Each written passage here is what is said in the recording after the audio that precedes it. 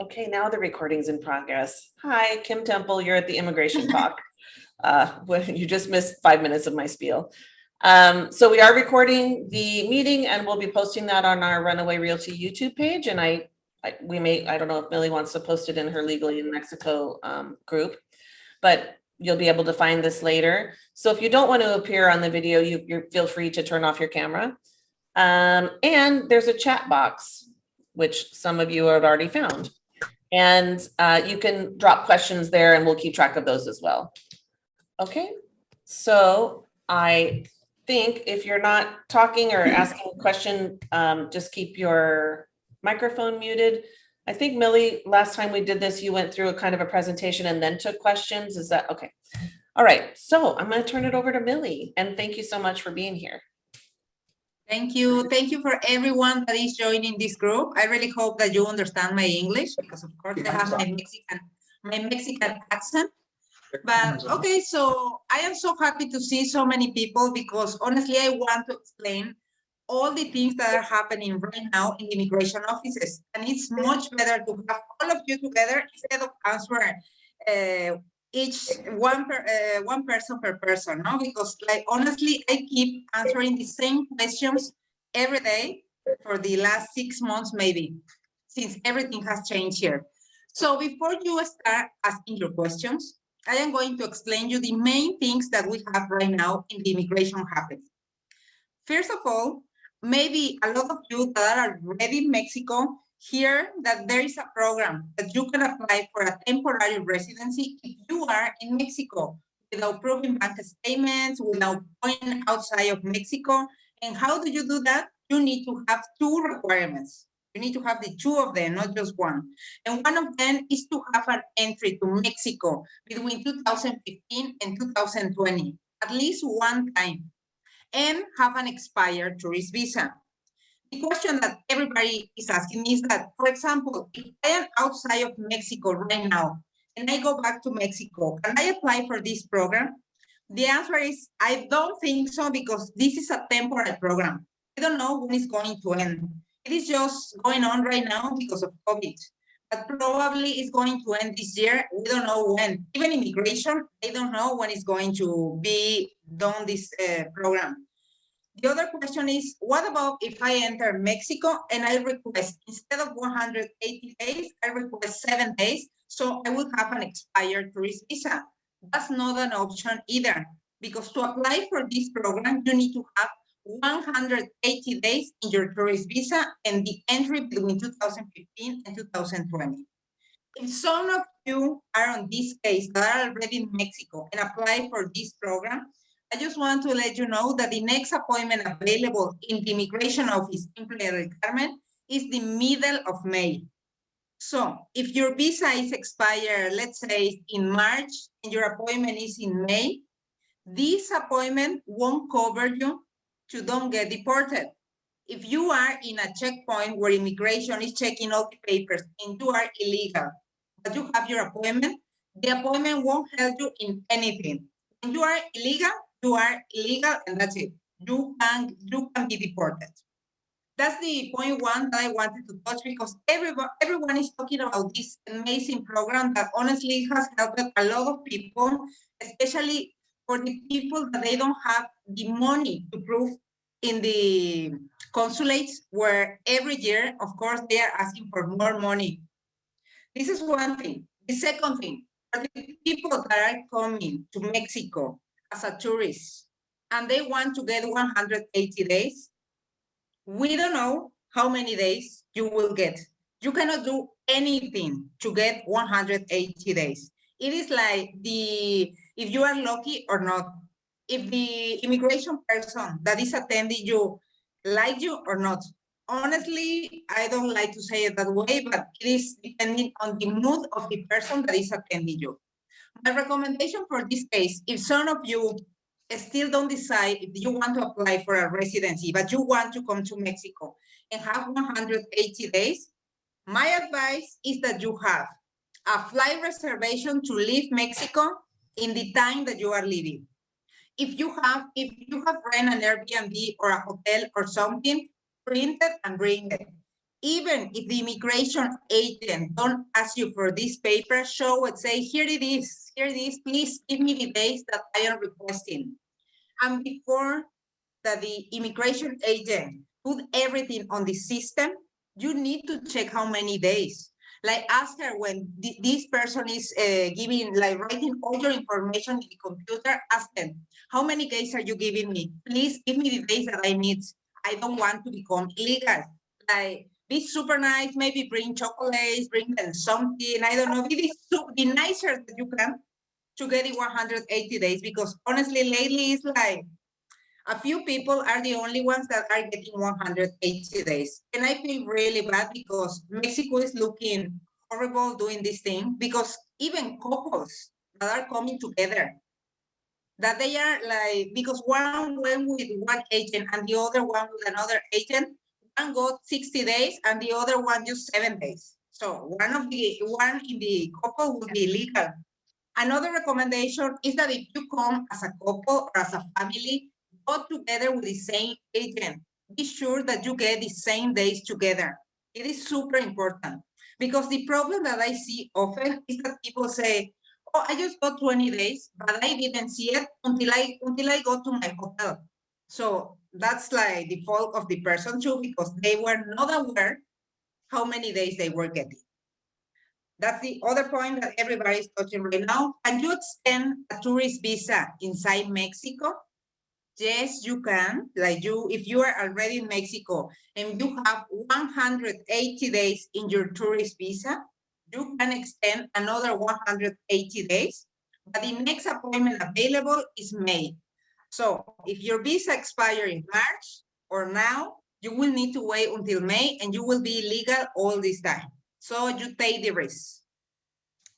Okay, then let's go to apply in the Mexican consulate, but that's the regular way. That before it was the only way to apply. So applying in a Mexican consulate. Maybe a few of you have tried to reach any Mexican consulate without any success. And I know, because that's very frustrating, and that's the reason that we are not even booking appointments to help our clients in the consulates, because it's like wasting a lot of time.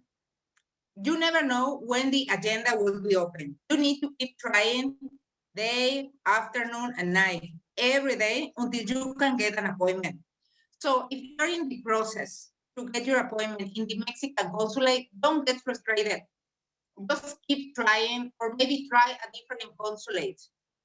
But anyways, we need to check the consulate that you want to go. Because, for example, if you're Canadian and you want to go to the Mexican consulate in US, the majority of the consulates will request that your bank statements are notarized. Just a few Mexican consulates in different countries won't ask you for this. But if your bank accounts that you are showing in the Mexican consulates are not from the country that you are applying, normally you need to have notarized all the bank statements page by page. And that's the reason that sometimes it's difficult to apply in a different country. Also, the amounts that the law required this year, 2022, are higher because, of course, our minimum wage in Mexico went up and now the requirements are more. For example, if you want to apply for a temporary residency outside Mexico in a Mexican consulate, you need to prove at least 5,000 days of the minimum wage in Mexico. How much money is that? According to the exchange rate today, that it will be around 41,000 US dollars that you need to have in your bank account as a balance per month. That doesn't mean that that money needs to enter every month to your account. It means that at least you need to have that money in your bank account just standing there every month for the last 12 months. If you want to apply for permanent, which it would be the best thing, with savings, you need around 164,000 US dollars per person. If you are a couple that have a joint account, you will need the double.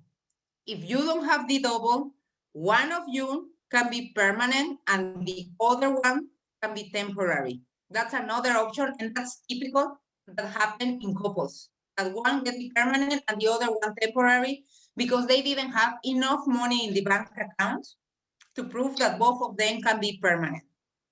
Now, if you are retired and you receive a pension, the amounts that the law require are less. For temporary are around 2,500 US for temporary. In this case, you will need to prove that you received in your pension this amount for the last 6 months.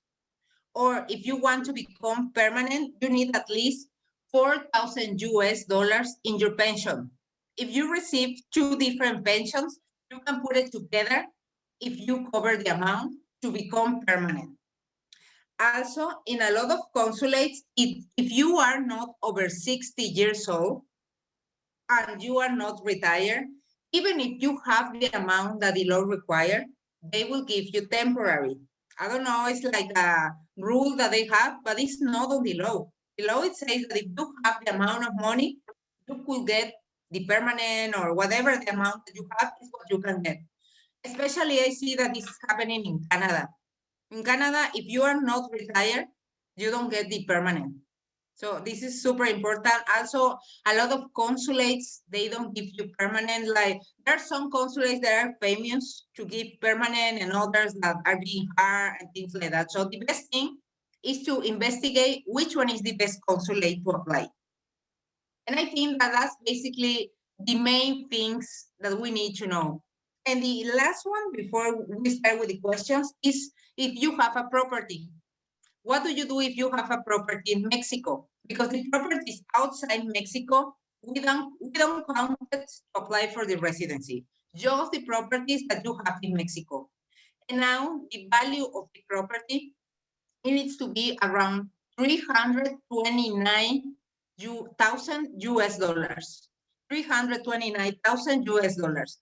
That's the value of the property that you need to have to apply for a temporary residency. If you have a property in Mexico, you just can get temporary, not permanent.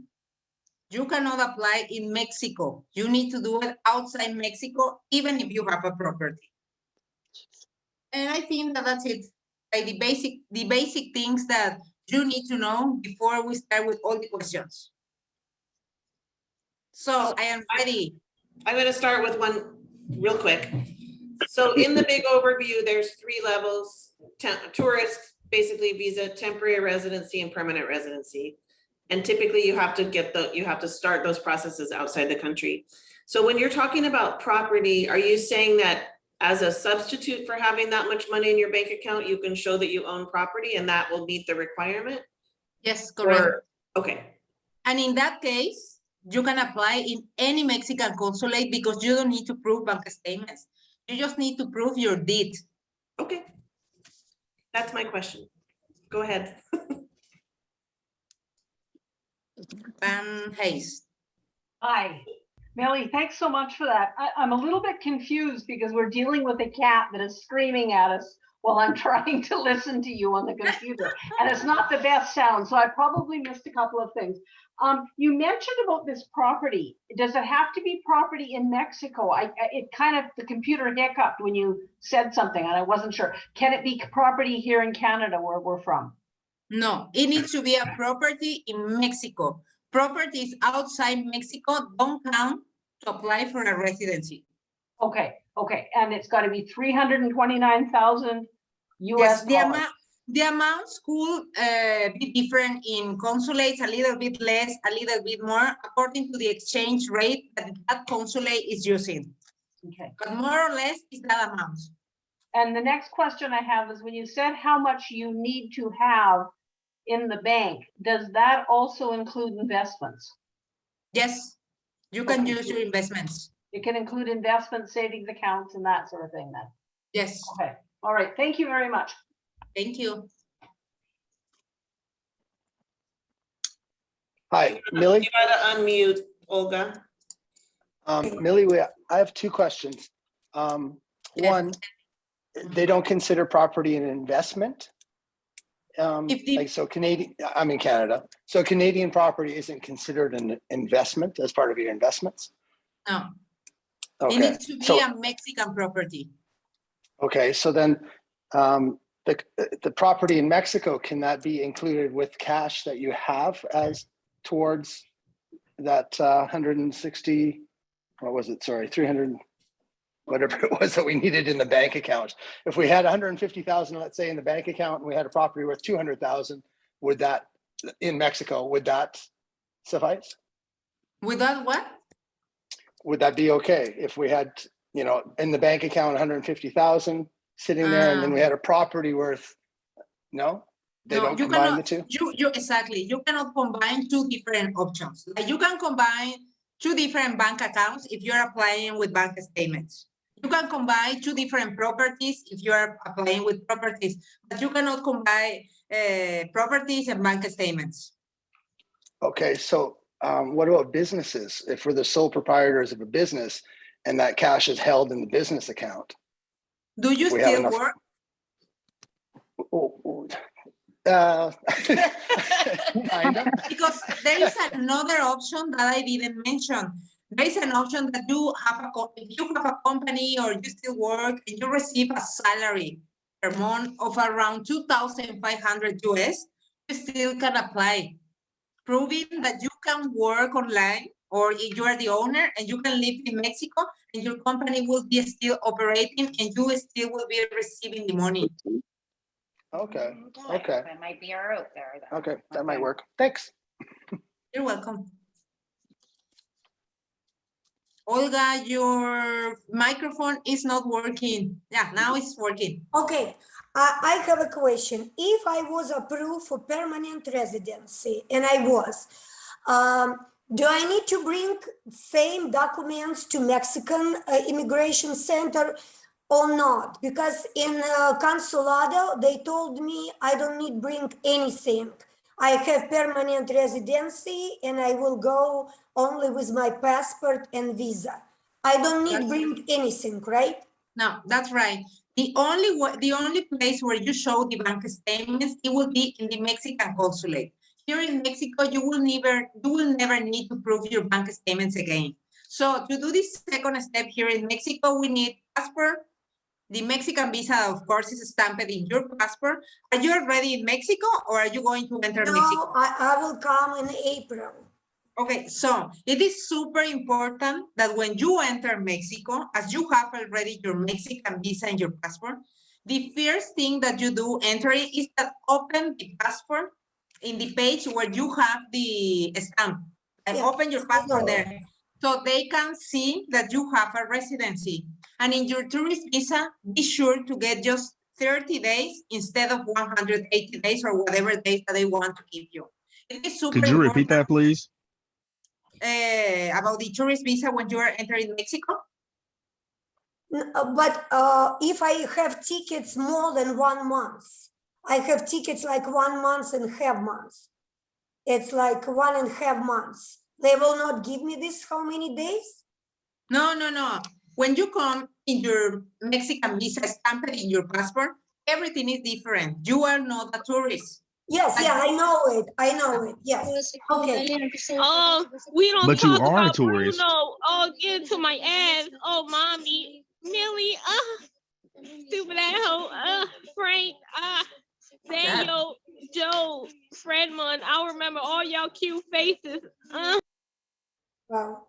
Okay, thank you, Millie, thank you. And Millie, marry me. I want to tell guys just quick information. I just came from Orlando embassy, consulate, and it's not true that you can go to any place, because first they ask, are you from Canada? When you call and make appointment, are you Canada? Punch 1, America, punch 2, and they ask your postcode, and they said, okay, you belong to this consulate. I travel 6 hours, and I have 2.5 hours New Orleans consulate. They don't accept me. But in Orlando, they ask if you have a house, it's $300,000. in Mexico. And you need to have, if it's investment, you need to have $150,000.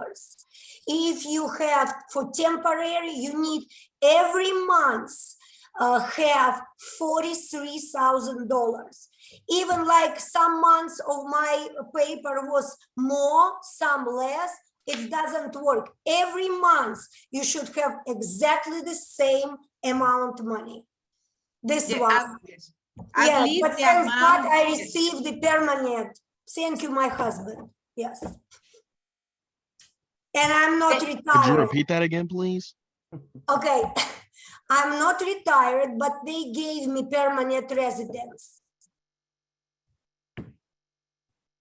Because of your bank statements. Because it's investments, The not investment. banks. Because of investments. Investments. It's investment what you have, stock market, all what you have. Yes, I agree. Okay, I'm done. Thank you. Thank you. Thank you for sharing your experience. Everyone, a round of applause for. Woo! Christopher and Miss Diane. I have a question for Millie. I already have I just received my Mexican visa from the consulate in Canada. So, and you have already made me an appointment in early May to complete the CONHE process. I had planned on coming down to Mexico next week and then staying until then. So that's going to be over that 30-day period. So were you saying then that between, like, if I go down next week, then if sometime in April, if I get stopped, I could be deported because I'm after the 30 days, even though I have my appointment in May? Okay, in your case, it's different. When you come with a Mexican visa stamped in your passport, your appointment, it covers you. The only time when your appointment don't cover you is when you have a tourist visa, when you are in Mexico as a tourist, and you want to apply for the regularization program. In your case, you are fine. The 30 days are now the time that we need to book an appointment. Let's say that you get here in tomorrow, and we book the appointment the next day. You will be fine, even if the appointment is in May. All right. So you will be fine. Okay, thank you. And just one comment to Jeff in Canada. I got mine in Calgary and I got easily approved, just so you know, because I wasn't sure. They do allow like RSPs, TFSAs, all that kind of stuff. And if you have investment accounts with stocks and all your retirement stuff, all that stuff they'll combine. Thank you.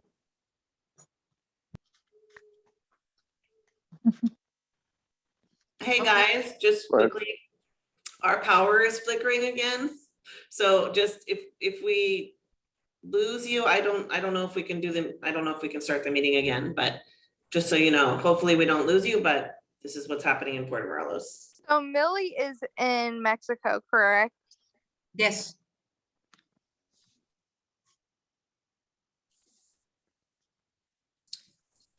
Question, those of you that were just saying that you got permanent visas, there was a couple of you, hate to ask a personal question, but are you all over 60 or not? I'm not. No, I am not. Okay, I am. thank you. I am. I have a question, just to clarify on the income situation. So if you wanted to apply as a couple for a permanent residency, we need to have a combined amount of savings that is $300 and something thousand. Is that, am I understanding this correctly? And No. No. What you mean if you both of you want to become permanent? Right. So, Yes, in that case, yes, you will need to have the double of the amount that the law requires. okay, so can that include not only our savings, but it could include our 401k, IRA, all of those things that combine these $350,000 can be included for that qualification? Yes. Okay. Yes. Okay, if you have that qualification, if you've got that over 350 and 401ks and what have you, do we still fall into the category of after retirement needing 4,000 per month? We're not No, retiring. no, if you show your bank statement with your investment, then you don't need to show your pension. Or you just show one or the other. Okay. And Correct. do you have to be retired or can you continue to work? Like I will be over 60 and I'll have an online job, so I can work still and not have to retire. Yes, but something important, in a lot of consulates, if you mention that you are still working, even if you have the amount of money that they require, sometimes they will give you temporary, even if you have the money. Because for them, if you're still working in your country, you are not moving permanent to Mexico. Okay. And your man is very sweet and cute. So if we Maybe we should take out this one, no? Like Yeah, But Diane Chungus. is Diane 19. Chongos, let's kick her out. Oh, why? Why? Thank you. Thank you. I don't know what is going on today. I couldn't, yeah, sorry, I couldn't see who was talking, so I kicked out Christopher and Diane. Thank you. I think that they were the two. Thank you for kicking them out, Kim. That was all very bizarre. So It I have two really quick questions. Deborah, I think it was, said she went to the consulate in Calgary, and that's where we'd be going as well. So did you have to have notarized copies of bank statements, or could you print it No, off? and in fact, even though on the website it says that you need an original and a copy, like how do you get originals these days unless you have them mailed to you? So I just made sure I printed one copy in color and one in black and white, and that was all they needed. They weren't fussy. Of what? Bank And statement. also, a quick question for you, Millie. Again, the screaming cat kind of moved, so I couldn't hear all that clearly. You mentioned something about the pension of $4,000 monthly. Would that have to be 4,000 each, or is that 4,000 combined? Per person. 4,000 per person of Yes. pension monthly. That's Okay. for permanent. Okay. Okay. I want to add one more about investment. If you will show your investment, you need to print every month with this amount, not just like my paper was one paper for whole year, 2 years, 3 years. Every month you need to print, and I had a letter from financial advisor that it's true. This is what requirements every month's amount like this. That's it.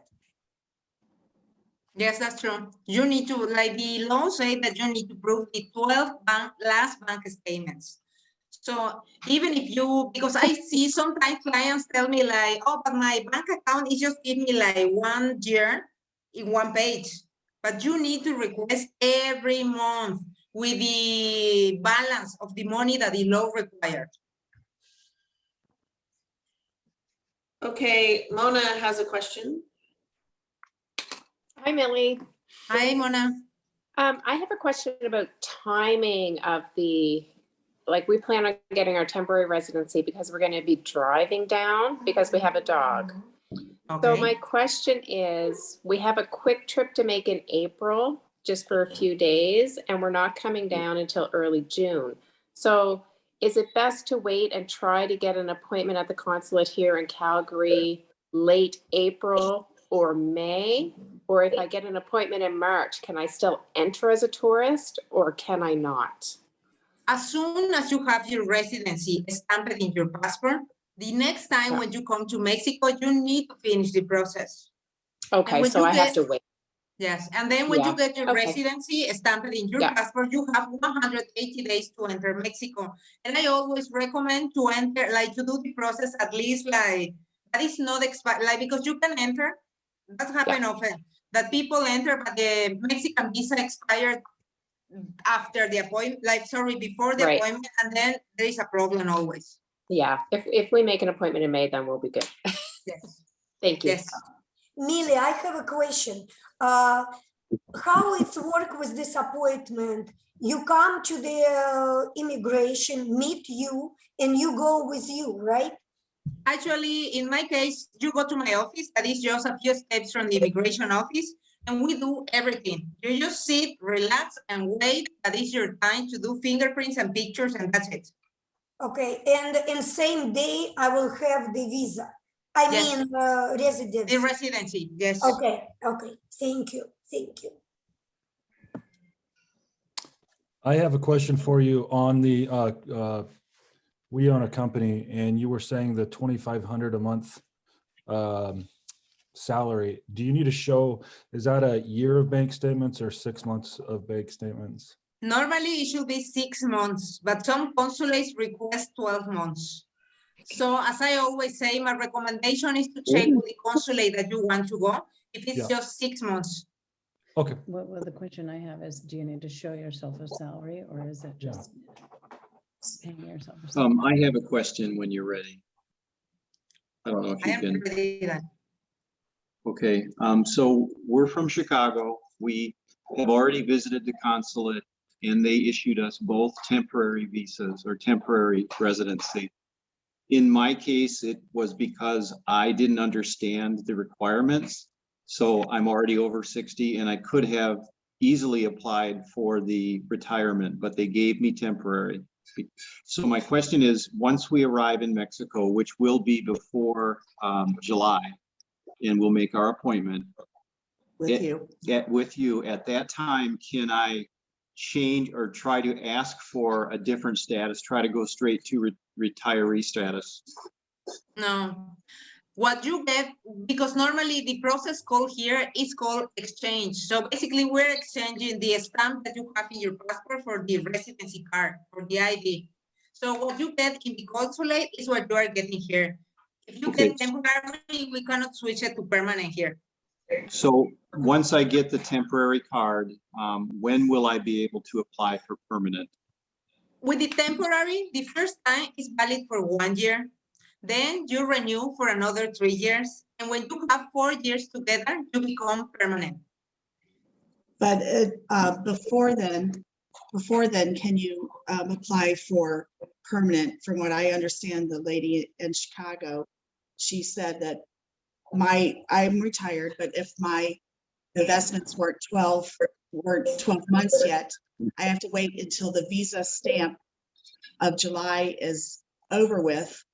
And then I can apply for permanent, say in September when they mature. But here in Mexico or in the Mexican consulate again? In Chicago again. Yes, you can apply. If you don't like what you have, actually you can come to Mexico. Don't do this process, because if you come to Mexico and you don't finish your temporary residency, then it will be that visa that you have in your passport, it won't be valid anymore.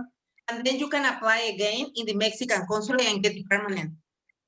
Okay, we'll work with you on that.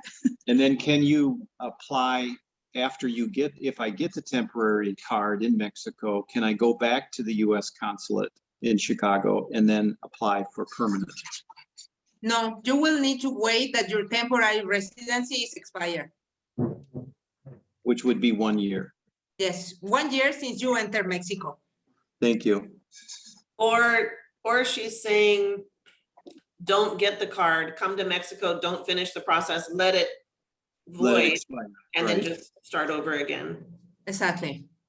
Okay, thank you. Millie, excuse me, can you explain to me the process of when the 1 year temporary residency expires? How close to the expiry date should I be involved in the renewal process to get the additional 3 years? Is there a time limit or delay period in the process for that?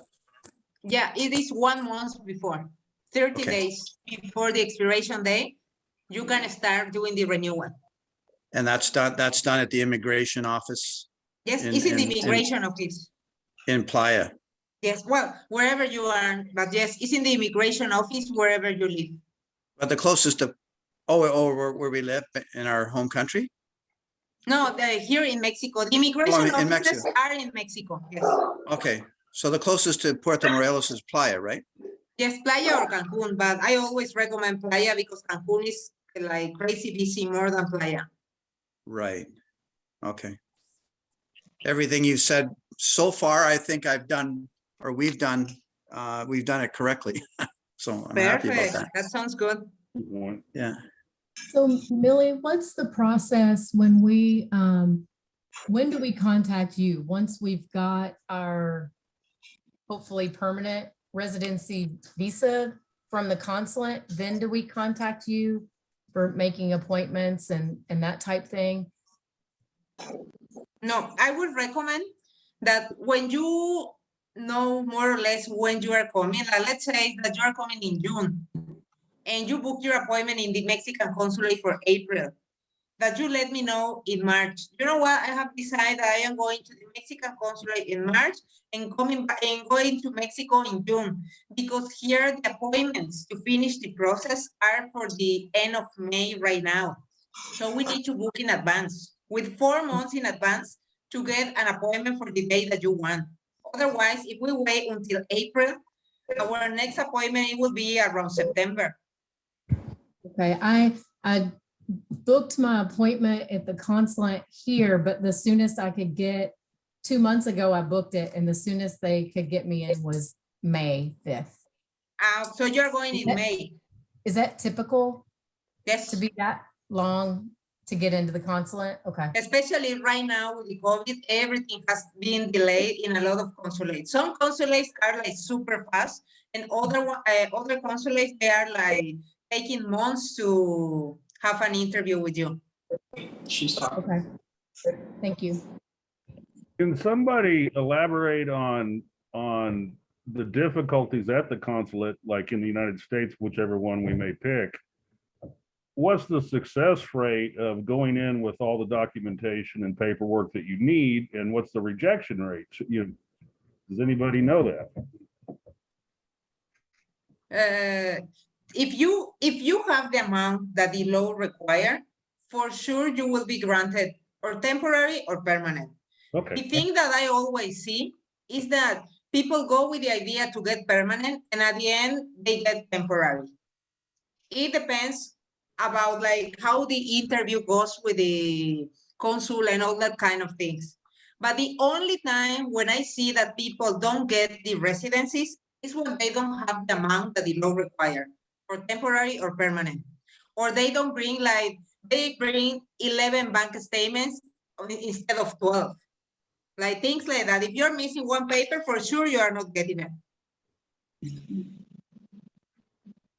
I suggest from my experience, take more than you need.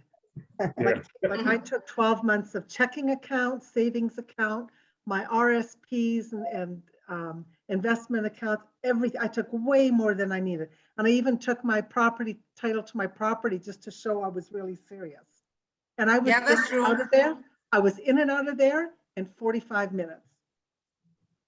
That's true, because the most papers that you bring, the more prepared that you are, is what they like. That's what he said to me. He said, wow, he says, you had everything and you had more than I needed. It just took me a minute. It was nothing. And some people say they're there for 4 hours, but that's because they don't have everything already. I stay from 10 o'clock to 4 p.m. But it's because I didn't have paper for every month. And I had very good agent who worked with me. He was very helpful, and he print every month from my financial advisor to on their printer, helping me to have all the documents I have. But they say sometimes, first he told me, go back home and return in 10 days. They give you 10 days to return and bring documents which you need to do.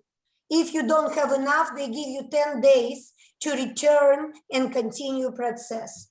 And you don't need book another appointment. Just come to this agent and he will work for you. It was in the Orlando. It's helped a lot, but we spent all day, but we got it. This month, it was worth it. So my takeaway on the timing is, once we have an appointment set at the consulate, is to contact you, Millie, and let you know what day we have that appointment set for, so you can take it past that. Yes. Okay, thank Is you. there anybody that helped with the process from here, getting the appointment at the consulate here in the States? Normally, I never hear people helping in the other side. Normally, everybody do it by themselves. Okay. But here, yeah, because here in Mexico, we just help with the second part. Has anybody heard of a preference as for a consulate? For example, we're in Oklahoma and it's just as close for us to go to Kansas City or Dallas or Little Rock. Does anybody know of a preference of those three cities? You just need to go to each consulate and read their request. Because when I start to look New Orleans, they ask much more money than Orlando asks. But Orlando's website doesn't show any money how you need to have. I brought all documents compared to another consulate. And it was less than usually, that it was in New Orleans, Dallas, Houston. It was less in Orlando. You need to check on site and read. So, Millie, if indeed you are, can you hear me, Millie? Yes, yes. If indeed we have our temporary, and I am retired, I won't have my bank the 12 months until September. Should I not go for temporary, which I can get now, and I can make an appointment with you down there, or should I wait until September to do permanent? My my 180 days expire in July, and the lady had said you could reapply for permanent after that stamp has expired. Where? In Chicago. In Chicago. Well, I didn't understand. So where are you right now? In Mexico or in Chicago? We're in Chicago. Okay, and right now you can apply for temporary. We have it. You already have the temporary residency in your passport. Right. We haven't completed. Yeah, but you say that you wanted to, I remember the case that you just say that you wanted to apply for permanent instead. I say that if you can apply for permanent in a few months later, try to do it. Okay, but it's okay to go ahead and have temporary because we need to be down at our home before then for more than 10 days, which is all they're giving for tourists. The only difference with the temporary and permanent is that the temporary, you need to renew it. So if you already have temporary, you can continue with the temporary, and after 4 years, you will become permanent. If you don't want to go, back to the Mexican consulate, or you can have temporary for 1 year, but I don't recommend it because if you're just going to have temporary for 1 year and a few months later, you're going to apply for permanent, better to wait for the permanent. But if you're going to apply for, you have the temporary, and we're going to finish your temporary here, I recommend that you continue with the temporary. Do you understand?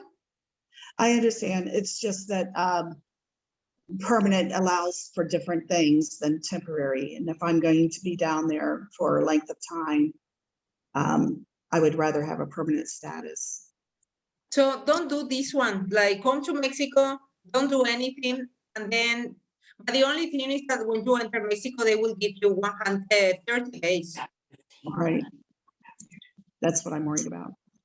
But if you don't show the Mexican visa, then maybe you can get 180. Thank you. Millie, we actually have an appointment on March 1st at the consulate in Vancouver, which is 4 hours away from us. So it's a bit of an effort to get there. Then we're coming down at the end of March to close on our house. And we were hoping, but now you're telling us that the appointments are backed up till May. We're only going to be down to close the house and be there for the first week in April. So there's probably no way that we're going to be able to finish the process. Well, maybe we will have a way to do it in another way, but in the regular way, there are no appointments. Okay, we'll contact you tomorrow. Yes. Thanks. Okay. Millie, I have a question. We're planning to go for temporary residency. We'd like it for both of us if we can. We don't have investments and savings. We'd be doing it on income. And I know that's going up every year. And if you have to have, I have heard that the New Orleans Consulate is 2107 for the first person and then 823 for the spouse if you're applying together, which is like 2930. If we each have a pension, my husband's got Social Security and a pension, I've got Social Security, can we combine those three figures to get to that 20? It has to be 2107 for him? Yeah, it And needs to then I'd have to cover my own. exactly. The pensions cannot be combined with different names. Okay, all righty. Now, the other thing is, I know, everybody says, you take 12 months of bank statements. Okay, we will be working probably until about a month or so before we plan to move, assuming all goes well. So our previous 12 months of bank statements would also show working income. Do they look at that, or are they just going to look at what we'll have going forward in Mexico? Well, maybe they will ask where is this money coming from? But if you are going for temporary, it won't be a problem if you are still working. Okay, well, like I said, we won't be working when we move, but we would have that income on our bank statements up until like 2 months before we move. But wait, you want to apply to the temporary residency because you are working? No, if you... No. Okay, explain No, me again. no, we're planning on retiring in Mexico. Okay. So we're going to work until just before we go, and then it'll just be our retirement income going forward. Okay, so basically what you are going to show are your savings. Okay. Okay. Yes or no? No. We would it'd be on income, monthly income, retirement income. Yes, but no. Retirement. Well, our Social Security. Okay. Okay. So you're going to apply with your Social Security income. Yes. Okay. Yes, everything is fine. Yes. I have a quick question before we go further. Do you know anything about the Mexican consulate in Oklahoma City being opened, and when? Yeah, we're supposed to get one. Have you heard when? Do you know? No, okay. I didn't. Okay. But you know what? Posted on my Facebook page because they are very helpful. A lot of people that have been going to the different Mexican consulates, they are sharing the experience and everything. Okay. All right. I heard it was late this year is what I heard for the Oklahoma City consulate, but I don't know for sure because I was looking for it too. Oh, okay, great. Thanks. They brought a question that now it confuses me. So if you're 60 and retired, you don't need the investments and the savings? Yes. No, yes. Actually, the only thing that we were talking about 60 and retired is that I was saying that in a lot of consulates, if you are not over 60 and retired, even if you have the amount of money that they require, they don't give you the permanent. But in any way, you need to prove bank statements, pension, whatever you are going to apply. Okay. I have a question, Millie. So what's the benefit of having the permanent resident versus the temporary? Well, the permanent, you will never need to renew. Secondly, and keen know about it, is that if you have a property in Mexico and you sell it, you save a lot of taxes with permanent. Actually, that's the reason that a lot of people get the permanent residency because they want to sell. But beside that, normally it is almost the same. Okay, that's what I have read. So it's like I don't see the difference too much. Okay, it is thank more you. for people that they want to sell. Okay, thank you. Sorry, Millie. Yeah, just one more question. Sorry, I'm actually in a bit of a different boat, I think, than most people, because you've already booked for my husband and I our immigration appointment here in Playa at the end of March for our regularization for the special program. So I just wanted to understand, that's a 4-year program. At the end of the 4 years, do we then prove income for permanent? No. When you have 4 years, like when you finish your 4 years in your temporary residency, you will become permanent without proving bank statements. That's the Oh, so reason we that don't- I am we saying won't that need this to prove. program is like amazing because you don't need to prove bank statements or anything. Okay, perfect. And then you were saying that, well, right now, approximately, so if you own a property in Mexico that's 329,000 US or more, you're automatically eligible for permanent if we do it? No, for temporary. For temporary, okay. Yes. My plan B any- in case the program gets canceled. Yes, but in that case, you will need to leave Mexico and apply in a Mexican consulate. Yes, yes, of course. Okay. Perfect, thank you. Thank Millie, you. We just have a Millie, few more minutes. So if you have, does anyone have like more general questions, not? just a quick question, Millie. So this is the Chicago people. So we're gonna enter with the ability to get temporary residency. Will they decide whether it's 1 or 2 or 3 or 4 years? No. If you have the temporary residency in your passport, there is always 1 year. Even if in the consulate they tell you, no, when you get to Mexico, you can get 4 years, it's not like that. Every time that you go to the Mexican consulate and you get a temporary visa stamped in your passport, it will be just valid for 1 year. Thank you. Millie, I have a question. My situation is a little bit different than everybody else's. I'm not saying I'm different, but I am married to a Mexican citizen. Okay. I've been married for 24 years. I'm hearing different things. We moved in 2020 to Puerto Morelos. We have 2 properties here. What do I need to start my process? Where did you get married? In Mexico or outside Mexico? Outside of Mexico and the US, in Houston. Okay.